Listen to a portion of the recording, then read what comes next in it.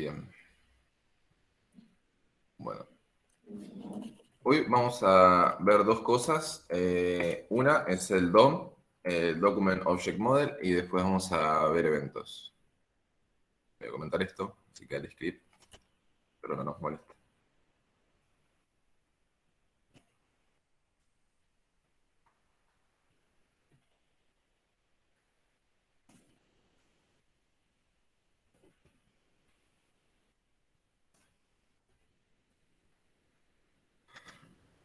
Bueno, el DOM. El DOM, bueno, es una abreviación de Document Object Model, que vendría a ser todo lo que sería el documento completo, digamos, de nuestro sitio web, que nosotros lo podemos ver acá.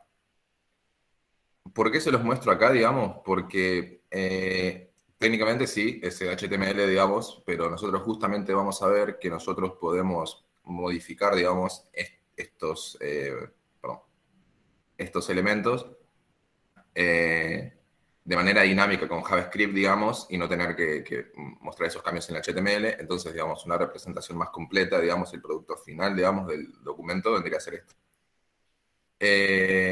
Nosotros con JavaScript podemos, con todas estas etiquetas, digamos, y nodos, nodo se le dice también una etiqueta, o nodo puede ser un nodo de texto, digamos, el texto que contenga una etiqueta, ¿no?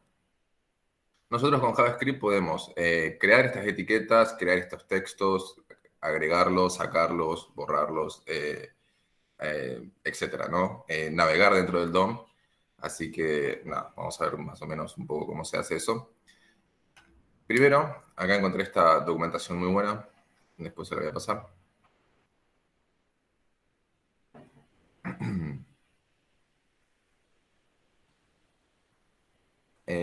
Primero, lo fundamental es buscar etiquetas, ¿no? Cómo nosotros conseguimos llamar, digamos, modificar ciertas etiquetas, ¿no? Tenemos que primero llamarlas, saber cuáles son y saber qué tenemos que modificar. Entonces, de manera tradicional tenemos estos cuatro métodos. Eh, Importante, nosotros acá estamos viendo un poco de estructura HTML, digamos, nosotros vamos a decir que, por ejemplo, dentro del index tenemos el de la mundo y después tenemos un párrafo que sea la descripción. Vamos a ver.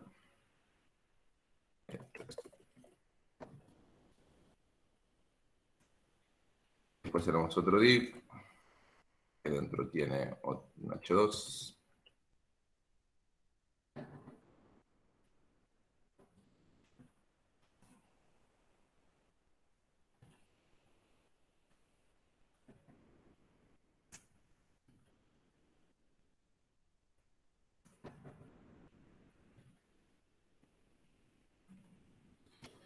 Acá tenemos una estructura HTML básica, ¿no? Primero, ¿cómo vamos a llamar a los que contengan ID?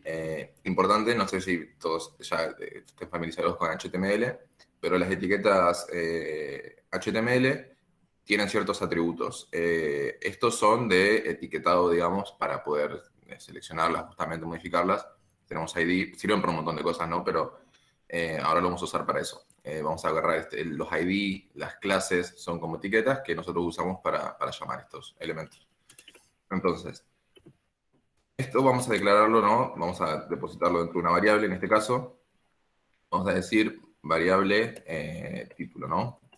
Va a ser igual a document get element by ID, y acá vamos a llamar a saludo.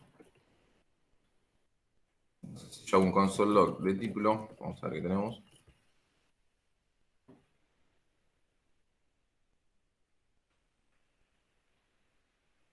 Acá tenemos, pueden, no sé si lo alcanzan a ver ahí, sea mejor. El elemento,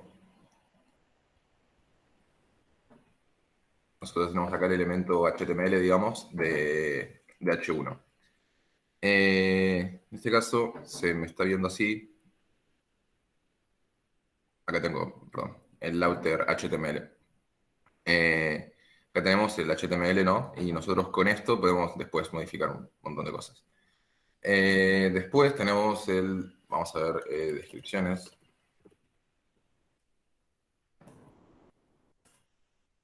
En el my class name, vamos a decir descripción.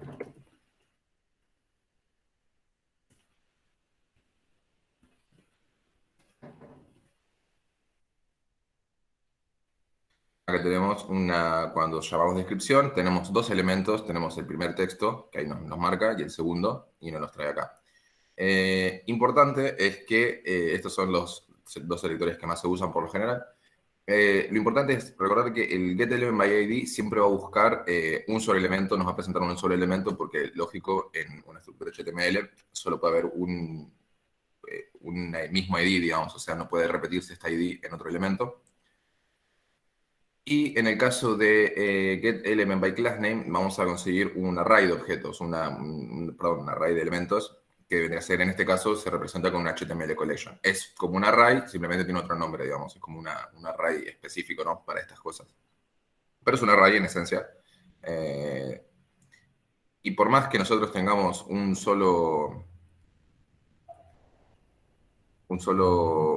elemento con esas clases, igualmente nos va a retornar un array. Esto porque es importante tenerlo en cuenta, porque no es lo mismo como, bueno, lo van a ver más adelante, pero se imaginarán que no es el mismo tratamiento que tiene un elemento propio que un array, digamos. Si nosotros quisiéramos modificar solamente un solo elemento con un element by ID, nosotros le decimos, bueno, agarra este elemento y pasale, no sé, tal color de fondo.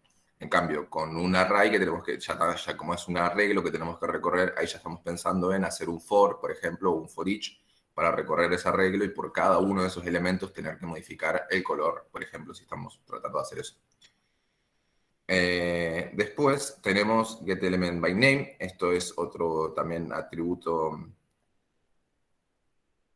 Esto se usa más que nada cuando tenemos formularios, cuando decimos, por ejemplo, cuando usamos la etiqueta input, a la etiqueta input siempre se le pone un name para identificarla, digamos, en el backend, o en el frontend mismo también para hacer algunas cosas, y la llamamos así, con document get element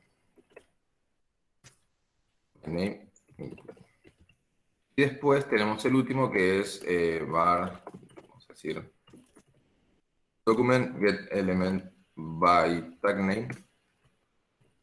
Vamos a decir que nos encuentre todos los P. Acá, cuando decimos get elements by tag name, le vamos a decir, buscame todos los que tengan, los que sean un párrafo, ¿no? Los que tengan una etiqueta P. Estos tres últimos comparten esto mismo que les contaba, digamos que todos van a devolver un array, retornar un array, por más que haya un solo elemento de ellos. Por ejemplo, si nosotros vamos a hacer console log de tag,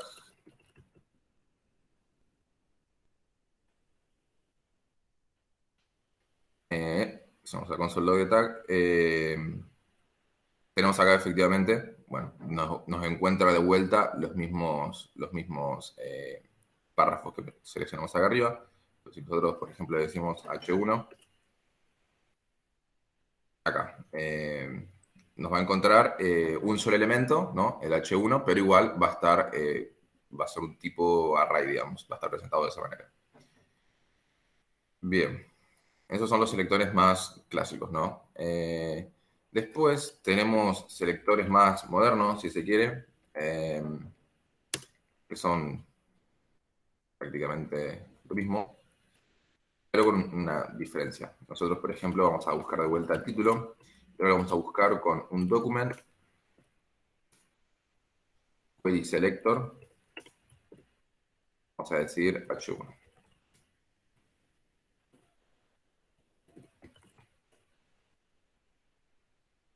Ahí tenemos nuevamente nuestro elemento llamado correctamente.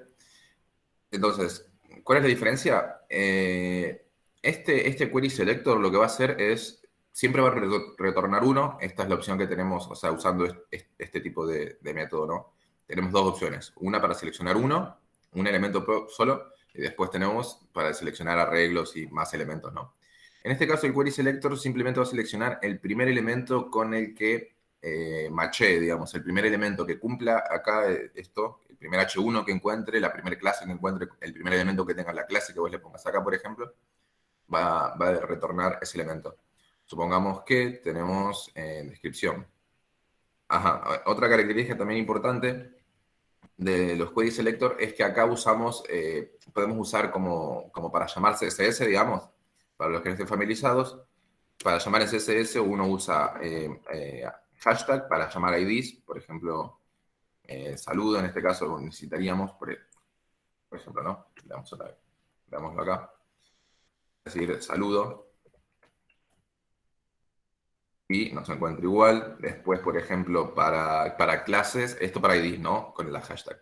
Para clases podemos usar un punto. Las clases tenemos que usar un punto, entonces ahí no nos va a encontrar porque no está el ID clase saludo, pero sí descripción. Vamos a ver. ¿Y qué hace? Nos encuentra una descripción, nos la muestra, pero es solo una. Vean que no es un arreglo y tenemos dos elementos que tiene esta clase. Entonces, selecciona el primero y deja de buscar. Después, acá, bueno, y como vimos hace un ratito, para etiqueta sola, por ejemplo, un H1 o un párrafo, solamente pones el nombre de la etiqueta. También acá podés hacer búsquedas un poco más específicas, así igual como CSS. Supongamos que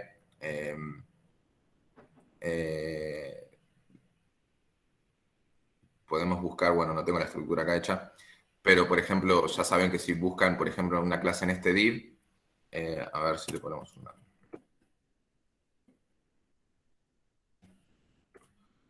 Así que busque dentro del div la clase de descripción. Y acá también tenemos lo mismo. Por eso respeta las mismas reglas CSS. En CSS uno podría, por ejemplo, buscarlo así de esta manera, poner el elemento padre y después el elemento que quiere que busque dentro de esto. Entonces, le decimos, no va a encontrar este primero, por más que esté más alto en el árbol de nodos, en el DOM, digamos, esté más alto en el DOM, no lo va a encontrar primero porque le decimos primero, pasa a entrar al div, buscar la clase div, perdón, en este caso le puse solo etiqueta, pero bien podría haber sido la clase porque le puse el mismo nombre, pero dijo, busca la etiqueta div, el tag div, y dentro de ese div, búscame la descripción, y por eso nos retorna este P. Entonces, también podemos hacer inclusive búsquedas más como se dice, específicas con estos selectores, cosa que no tenemos con los otros, digamos, con estos más clásicos. Después tenemos un document query selector all. Que como se imaginarán, es lo mismo, es exactamente lo mismo, mismos comportamientos, digamos, pero este sí nos va a retornar una regla. Después hacemos un console log de esto. Vamos a tener acá un node list de descripción. No tenés, no es importante porque, como le decía, o sea, lo único que cambia son algunos métodos, pero por ejemplo, con getElementByClassName nos devolvía un HTML collection y acá un node list, que como les decía, no es importante porque en esencia son ambos arrays, van a poder tratarlos como un array tranquilamente, pero hay algunos métodos que pueden ser diferentes uno para el otro. Alguno puede tener algún elemento que el otro no, pero en esencia son lo mismo. Pero lo importante es esto, que nada, es el mismo comportamiento que, por ejemplo, className o tagName nos retorna una regla. Por más que, se imaginarán, nuevamente, perdón lo repetitivo, pero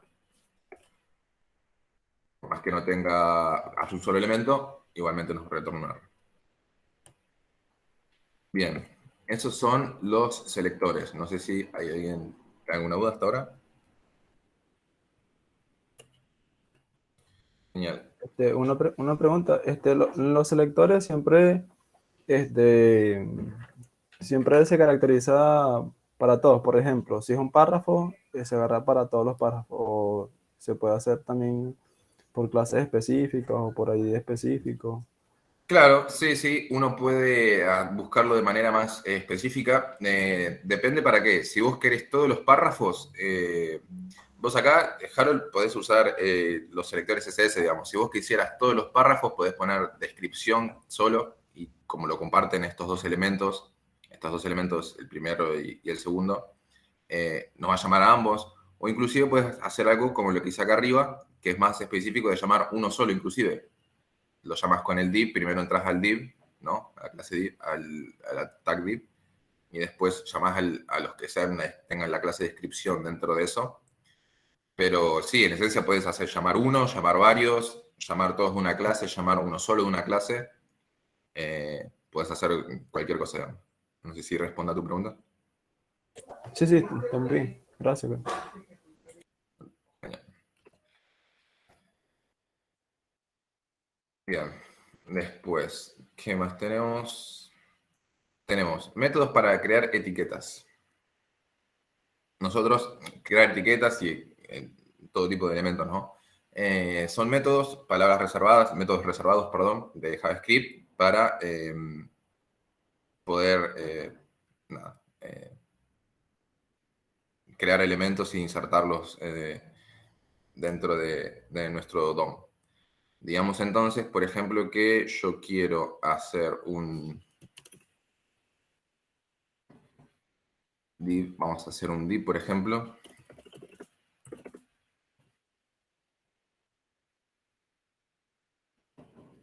La sintaxis, document, create element, hacer un div. Y ese div vamos a llamar, por ejemplo, al bar descripción.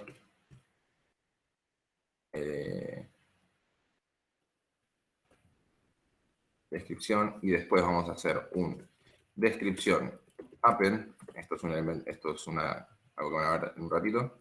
Vamos a agregarle un div. Acá, si nosotros vamos, analizamos el primero, no, el segundo vendría a ser, van a ver que, bueno, tenemos el P, como lo teníamos, abrimos y ahora tenemos un div dentro de ese texto. Entonces, por ejemplo, digamos que yo quiero que a ese div se le agregue un append todos. Acá van a ver el resultado. Esto es, o sea, este método reservado también es propio de manipular elementos y crearlos y meterlos y sacarlos. Append quiere decir incluir, creo que la traducción es como, viene de apéndice, digamos, como agregado. Entonces, por ejemplo, acá yo creé el elemento div, después le agregué texto a ese elemento y después, bueno, el console log lo hice de otro, pero lo importante es ver el resultado en el documento. Eso sí lo vieron, se agrega el texto al div y después lo agregamos a la descripción, que es el selector que teníamos antes, digamos. Por eso lo agrega en ese párrafo. Después tenemos, bueno, create text node. Acá yo hice, esto puedes, por ejemplo, solo para un ejemplo, vamos a decir texto, es decir, document create text node, vamos a decir esto 3. Nosotros pasamos ese texto como parámetro de esta función append. El resultado es que tenemos onDefine, me dijo create text node, a ver.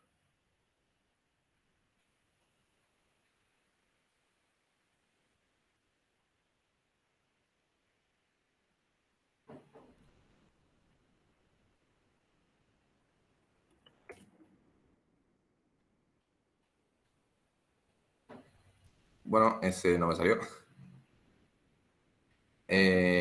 Pasa que a veces uno tiene que usar otros, o sea, algunos métodos no funcionan para todos los elementos, capaz justo en el div no podemos usar este, pero nada, un montón de otros ejemplos que podemos usar, por ejemplo, no sé, div inner text.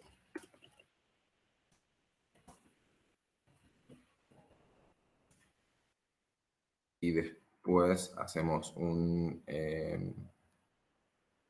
descripción, append, ya tenemos.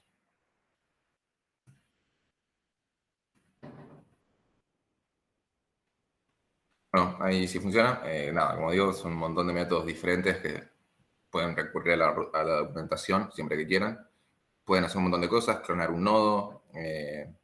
Is connected, esta nos indica si el nodo en cuestión está conectado al DOM, está incluido, ¿no? En este momento, o si está ahí solamente creado. Esas son algunas de las cosas que se pueden hacer para crear. Después tenemos para insertar etiquetas, insertar cualquier tipo de elementos, ¿no? Como recién vimos, insertamos texto, etiquetas. Acá es como nosotros podemos, claro, el text content, perdón, esto es otra cosa. Acá tenemos una propiedad text content para agregar strings o texto directamente al div, ¿no? Después inner HTML, esta también está muy buena. Nosotros acá podemos agregar HTML crudo, digamos, por decir. Nosotros vamos a decir, por ejemplo, en HTML, agreguen, es el mismo ejemplo.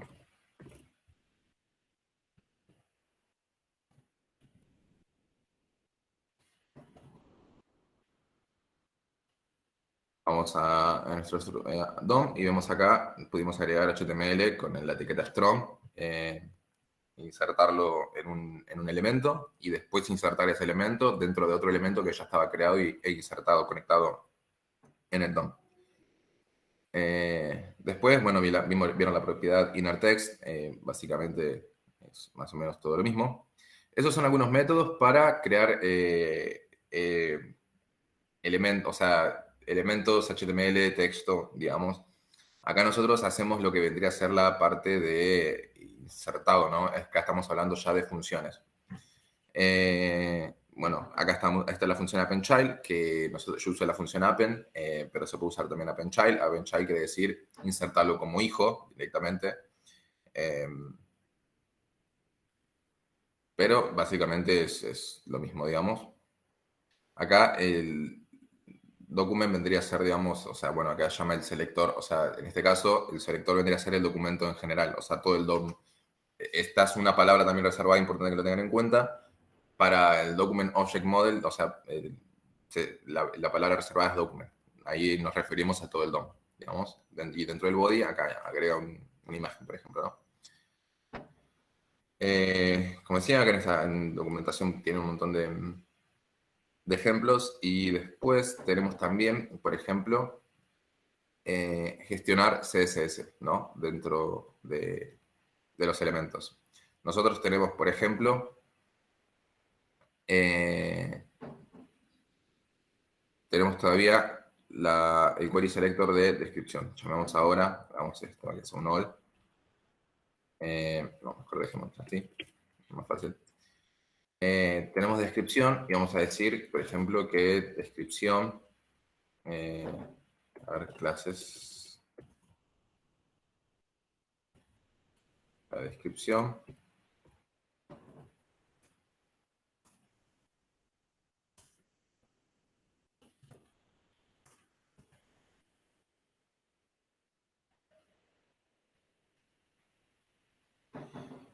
Acá tenemos, por ejemplo, acá lo que yo estoy haciendo es, con la propiedad, con el método classList, le estoy diciendo, devolveme todas las clases que tenga este elemento, ¿no? Descripción. Tiene una sola clase. Vamos a decir ahora que tiene otra que sea párrafo, ¿no? Nosotros vamos a tener ahora un arreglo, esto también, nuevamente, noten acá que dice DOM token list, porque nada, es otro tipo de elemento, pero en esencia es como venimos trabajando. Un array, que nos va a retornar todas las clases que tenga un elemento. Nosotros podemos acá, por ejemplo, decir contains párrafo, nos va a retornar un true. Acá, por ejemplo, ¿qué hace este contains? Nos quiere decir, le pregunta, descripción, de descripción, tenemos el class list, la cantidad de listas, y si contiene párrafo, retornamos un true, nos va a depositar acá un true o un false si no lo tiene. También se pueden hacer un montón de otras cosas. getAttribute, esta es otra manera también de llamar a los elementos, o sea, a las clases, perdón.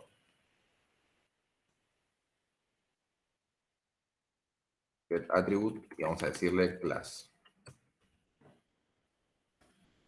En este caso,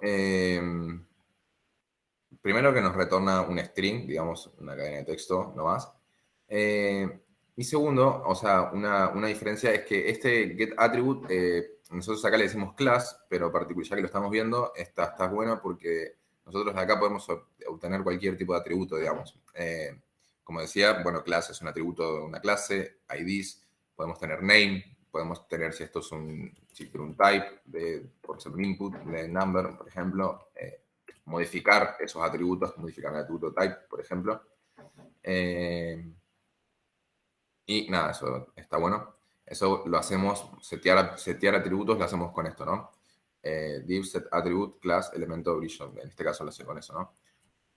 Que nosotros entonces, se imaginarán qué podemos hacer con esto. Nosotros podemos agarrar y decir, por ejemplo, descripción, set attribute, vamos a decirle así, seteamos atributos. En este caso lo vamos a usar para setear clases, por lo general es lo más común.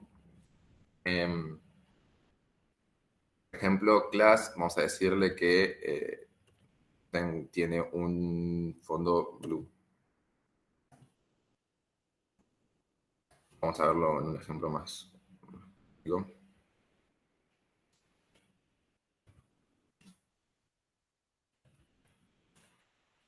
Ahora decimos blue. El color, esto es CSS, estoy haciendo nomás. Vamos a traer este ejemplo.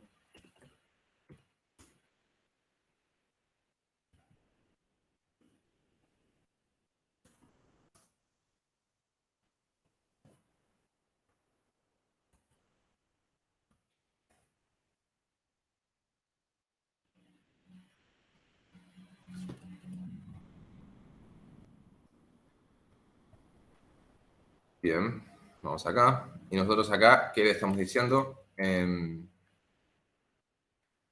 Al elemento descripción, setear un atributo que sea de clase, que sea blue. Y nosotros acá hicimos la clase de que blue tiene un background color de azul, entonces por eso se lo agrega. Entonces, no tenemos esta línea de código, el texto vuelve a ser blanco, y esto nada, si manipulamos estilos con CSS, digamos. Esta es una de las maneras de hacerlo. Después, nosotros también podemos, bueno, acá estamos viendo el elemento classList, el que estábamos mostrando recién. Esta es otra manera también de añadir y eliminar clases con div classList.add.remove, también con un selector. Esto es para alternar clases con tool, o sea, es cuando le hago un tool de info, si la info existe, lo elimina y devuelve false. Si no existe, lo añade y devuelve true, digamos, como que lo apaga y lo prende. Esos tools, como cambiar de estado entre uno y otro. Después, acá un poco los elementos los métodos que les mostraba recién. Tenemos, bueno, acá ítem nos revuelve, esto es como para mostrar los elementos de un array, ¿no? Nosotros le decimos ítem la posición 1, o sea, cuando algún array arranca en 0, 0 es info y 1 es data, por eso el private. Después contains, esto es lo que vimos recién.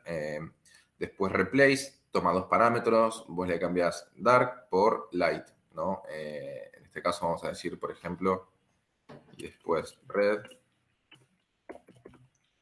color red. Le vamos a decir descripción, class list, replace blue por red. Vamos a ver. Y acá también está bueno aclararlo, es el mismo comportamiento que CSS, si se han dado cuenta, porque acá nosotros le declaramos que tenga la clase blue y en este le declaramos que tenga la clase red, pero como este está más por debajo, va a leer este, como que viene en cascada y le va leyendo de arriba para abajo. Y la última regla es la que aplica. Eso es un poco entonces lo que podemos hacer con ClassList. Hay otra manera también de manipular CSS que no la muestra acá, que también es interesante. Con la propiedad styles, nosotros agarramos y decimos descripción punto style y vamos a decir punto style y vamos a decir que tenga un background color de red.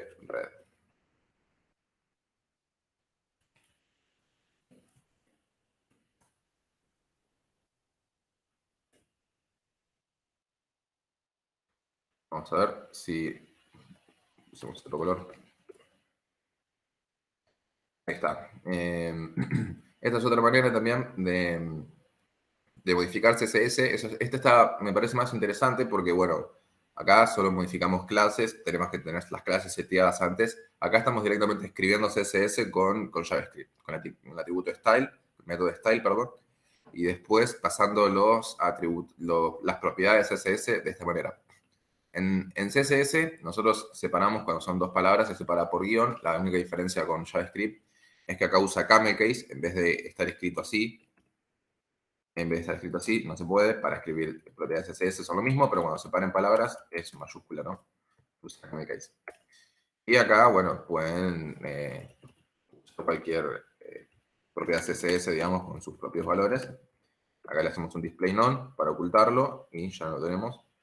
Y nada, estas son algunas de las cosas también. Ahí estuvimos manipulando CSS con JavaScript. Bien. Y por último, tenemos lo que decíamos hoy más temprano, navegar por tags. Navegar en el elemento, vamos a modificar ciertos, o sea, basándonos en la posición, digamos, dentro del árbol del elemento que estamos seleccionando, nosotros podemos navegarlo, ir para arriba, para abajo. Veamos un ejemplo. Tenemos la descripción, ¿no? La descripción nos está retornando, a ver, que nos devuelve esta...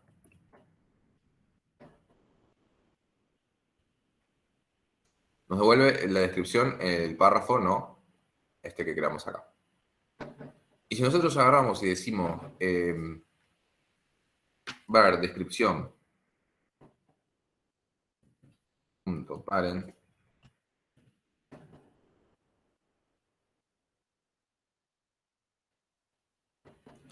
vamos a tener acá, presten atención a esto, nosotros estábamos situados en este párrafo, ¿no? Y nosotros le dijimos, ahora llámame al parent element de esto de descripción, muéstramelo por consola, ¿no? ¿Y cuál es? Es el div, donde está incluido párrafo. Pero nada, esto es para, hay veces es necesario subir de nivel. Ahora podemos, por ejemplo, nosotros ahora solo con la clase descripción, perdón, podemos acceder a este div y dentro de este div podemos decir cualquier cosa, digamos, vamos a decir... esto vamos a poner una variable.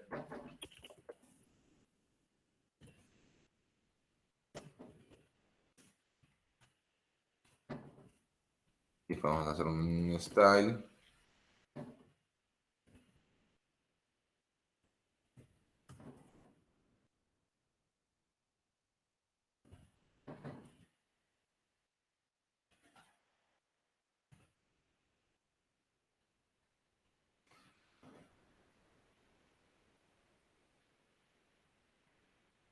Ah, nada que ver.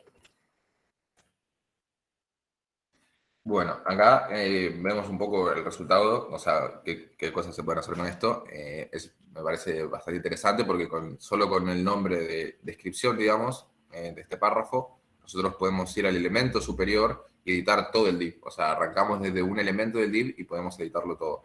Y después, lógicamente, acá por ejemplo tenemos el parent, así que en el parent tenemos el div. Y ahora nosotros queremos buscar el h2 de esto y vamos a decir parent.child, children, perdón.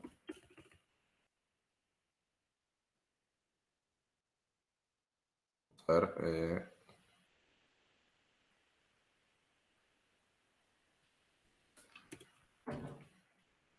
que nos haga un console log de 2 en la posición 0. Nosotros acá tenemos el H2, recién, si nosotros hacemos así, de esta manera, parent, children, tenemos solo a todos los hijos, en este caso, bueno, acá podemos ver que hay es un HTML collection, como nos lo retorna, y tenemos H2, despedida, descripción, párrafo, y el input también.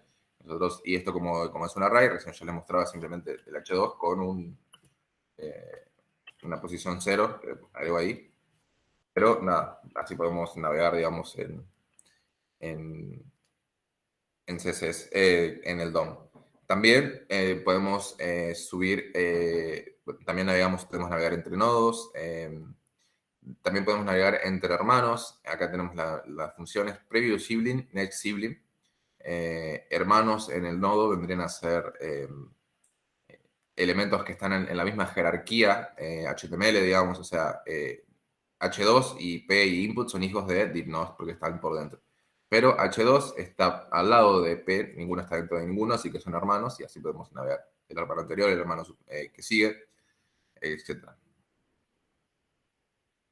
Y eso serían con eso navegamos en el DOM.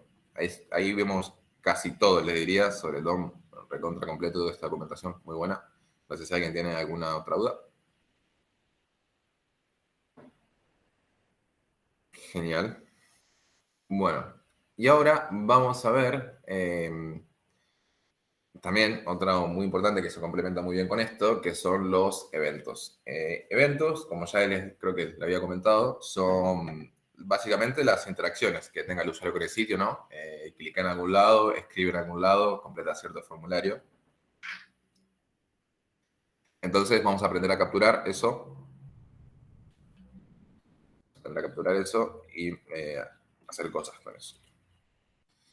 Bien. Eventos son interacciones de usuario. Bien. Hay tres formas de declarar eventos. Primero, tenemos dentro de Linux HTML, ¿no? Dentro de las etiquetas, nosotros, por ejemplo, nosotros agarramos y decimos on click y vamos a decir, hacemos una function.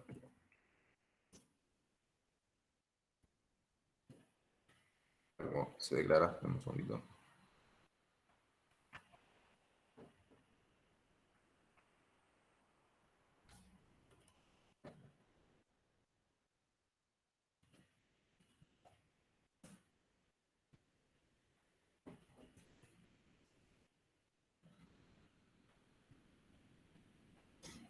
Acá, por ejemplo, alert, usemos este ejemplo.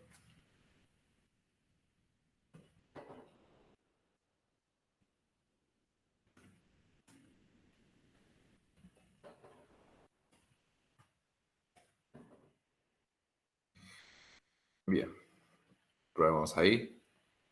Cliqueaste H2. Nosotros, entonces, una manera de declarar eventos es, dentro del HTML hay palabras reservadas, en este caso estamos usando onClick, y después, dentro de esto, nosotros acá podemos pasar JavaScript, digamos, en este caso le estoy haciendo un alert de cliqueaste H2, esto podría ser una función, de cambiar color, etcétera.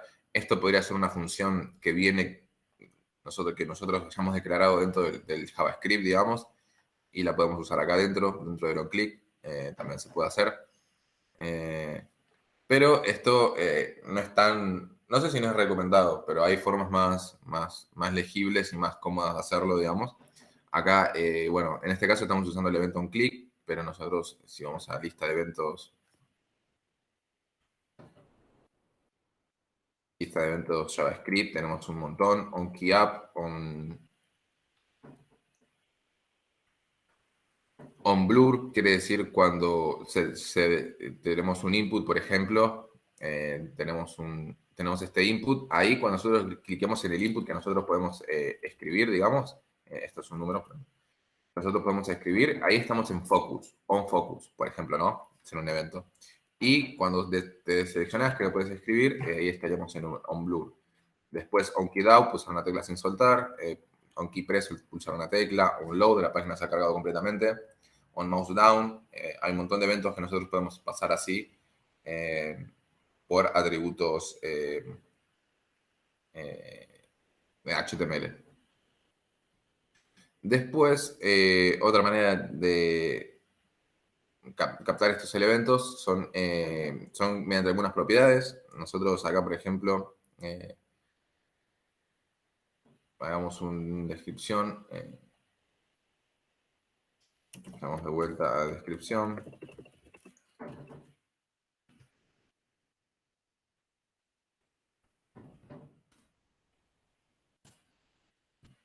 Un query selector y llamamos una sola descripción. Y a esta descripción, vamos a decir descripción on click, vamos a usar esta función, este método, digamos, que como bien dijimos, como les contaba recién, puede ser cualquiera de estos otros, o blur, etc. Entonces, on click, vamos a ir igual a una función. Esto es un método. Estamos usando una función anónima. Y le vamos a decir, hacemos una descripción, style, con color.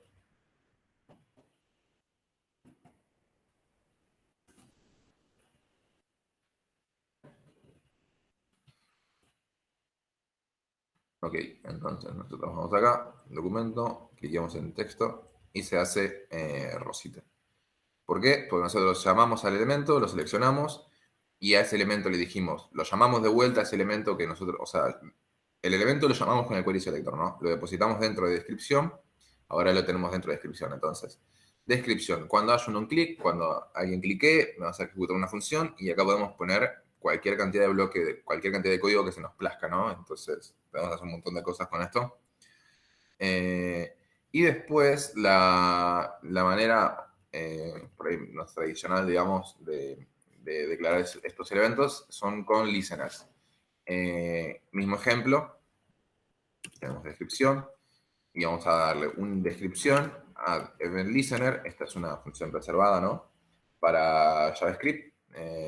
Que esto es una función que va a aceptar dos parámetros. El primer parámetro, este ejemplo ya se lo mostré, va a ser el evento, ¿no? En este caso vamos a decir que es un click.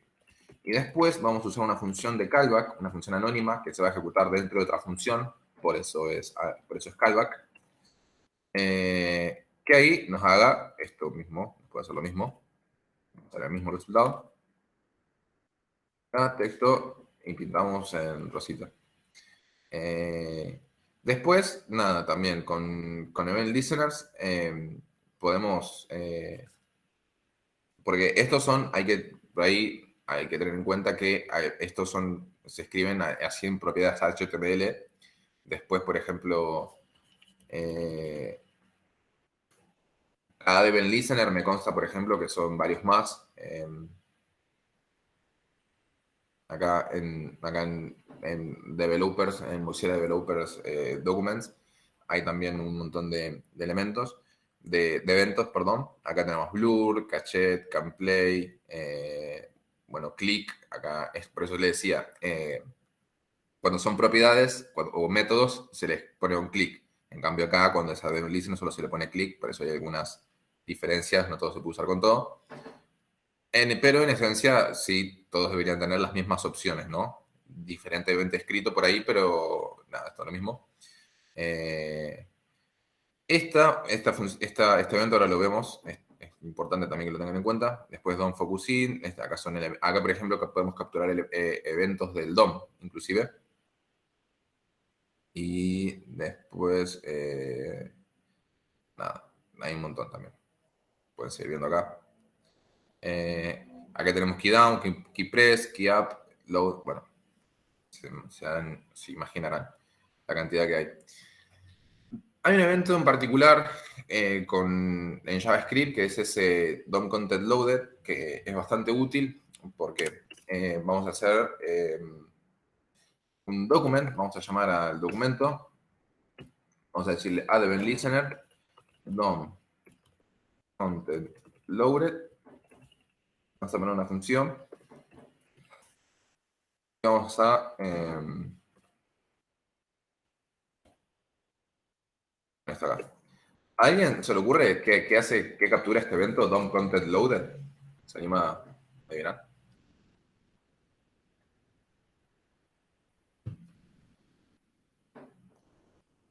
Cuando todo ha cargado, cuando todos los elementos cargaron. Exactamente. ¿Y por qué es importante? Porque, bueno, yo por lo menos, no la uso todo el mundo, pero yo en casi todos mis scripts JS la uso, no con esta sintaxis por ahí, cuando uso otras librerías y qué sé yo. Pero esto, como decía Fede, lo que hace es, va a ejecutar todo esto una vez que se haya cargado el DOM, la estructura HTML, ¿no?, de nuestro sitio.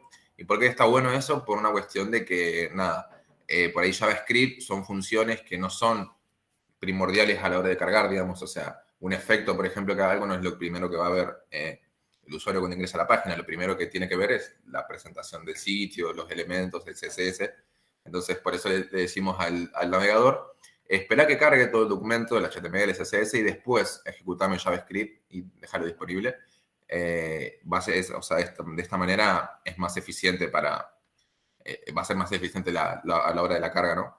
Podemos usar esta función, yo la pongo siempre arriba de todo, pues arriba de todo, y después dentro de esta función es que uno escribe todo su JavaScript para que esté todo contenido dentro de este evento para que solo se ejecute cuando cargue todo, cuando el usuario ya haya visualizado todo. No sé si hasta acá tienen alguna última pregunta. Esto ya es todo lo que vamos a ver por hoy.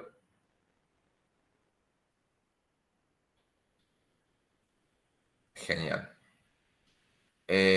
Bueno, tengo un par de ejercicios para dejarles que no son difíciles, pero nada, van a ver en profundidad, no sé en profundidad, pero van a ver bastante todo lo que vimos, todo mezclado.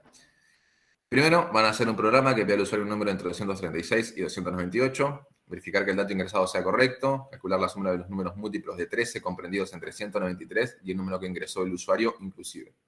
Escribir el resultado dentro de un cuadro gris, que hay que hacerle clic, cambia azul, si el resultado es mayor a 1638, cambia celeste si es menor, o cambia rojo si es igual. Acá, condicionales, operaciones matemáticas, resto, les doy una pista. Para saber qué número es múltiplo de 13, pueden usar el operador de resto, que es el símbolo de porcentaje. Si es múltiplo de 13, el resto de eso, o sea, dividido por 13, el resto de eso tiene que ser 0, digamos. Así podemos saber si algo es múltiplo o no de tal número.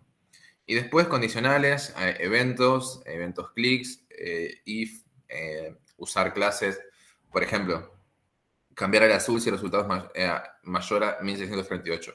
Como vimos recién, pueden o crear una clase CSS y usarla y ponerla en el cuadrito cuando se cumpla la condición, o hacerlo con un style.background color, por ejemplo. Lo mismo si es rojo, etc.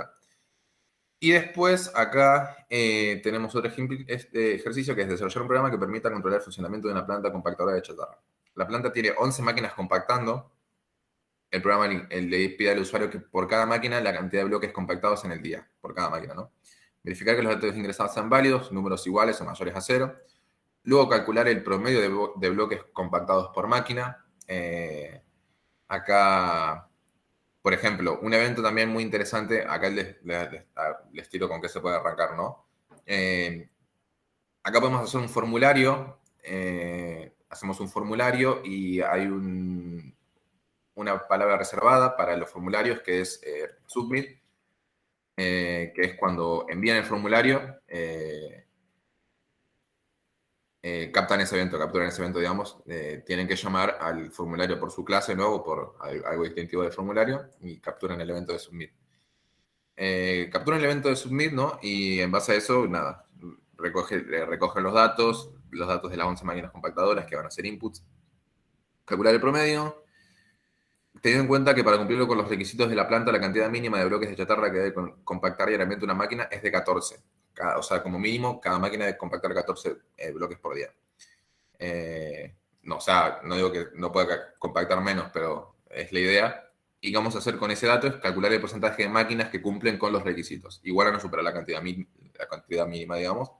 y el porcentaje de máquinas que no cumplen con los requisitos no alcanzan la cantidad mínima. Mostrar los resultados en la página. Así que nada, eso sería todo por hoy. Último, a ver si pregunto si alguien tiene dudas, si no.